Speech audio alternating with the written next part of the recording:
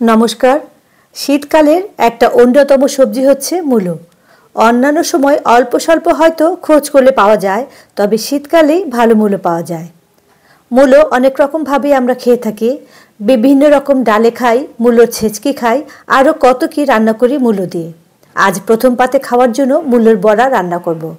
যারা मूलो খেতে ভালোবাসেন না তাদেরকে এইভাবে খাইয়ে দেখবেন, সে ধরতেই পারবে না। চলুন তাহলে দেখে নিন আজকের রেসিপি। मूलोर बड़ा रान्ना करार जन्य लागबे मटर डाल। हाफ कप मटर डाल निয়েছি। डालटा भालोभाবে बेश कयेकबार जल पाल्टे पाल्टे धुए नेब। तारपर आधा घंटा থেকে 45 मिनिटेर जन्य भिजिए राखबो।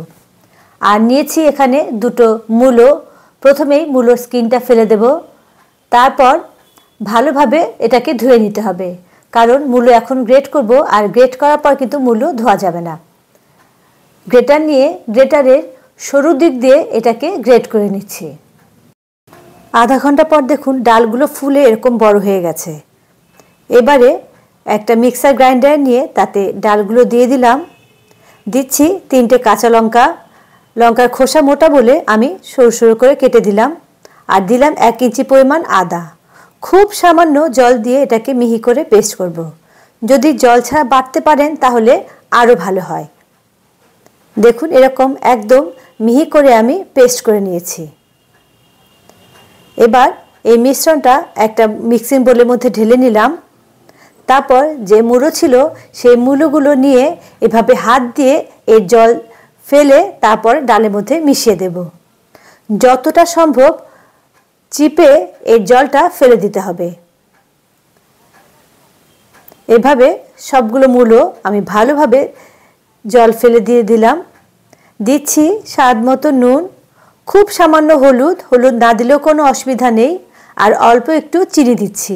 চিনি দিলে কিন্তু বড়ার স্বাদটা ভালো হবে। ভালো করে এখন মেখে নেব। মাখা হয়ে গেছে। এবারে আমি এর মধ্যে দিচ্ছি খুব সামান্য বেকিং সোডা বা খাবার সোডা। বেকিং সোডা দিলে বড়াটা অনেকক্ষণ মুচমুচে থাকবে। ভালো করে আবারও সবকিছু মেখে নেব। বড়া ভাজার জন্য তেল গরম হয়ে গেছে। এবারে বড়াগুলো এরকম চ্যাপ্টা চ্যাপ্টা শেপ করে ছেড়ে দিচ্ছি। চাইলে গোল গোল করে বড়াগুলো ভেজে নিতে পারেন।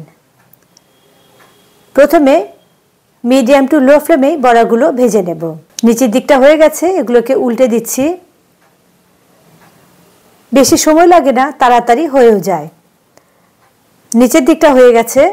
এবারে কালার আসার জন্য আমি ফ্লেমটা হাই করে দিলাম। আর হাই ফ্লেমে ভাজার ফলে বড়ার বাইরের কোটিংটা কিন্তু ক্রিস্পি হবে। ভাজা হয়ে গেছে, এর চেয়ে বেশি কড়া করব না। এবারে এগুলোকে আমি নামিয়ে নিচ্ছি। যতগুলো লাগে ততগুলো ভেজে নেবেন, আর বাকিগুলো 1-2 দিনের জন্য স্টোর করতে পারেন। রেডি হয়ে গেল মুচমুচে মূলোর বড়া। আমি একটা ভেঙে দেখাচ্ছি, দেখুন ভেতরটাও কি সুন্দর হয়েছে। ভাতের পাশাপাশি খিচুড়ি দিয়েও কিন্তু এটা ভালো লাগবে। আর বিকেলে চা কফির সাথে আড্ডাটা দারুণ জমে যাবে এই মূলোর বড়া দিয়ে।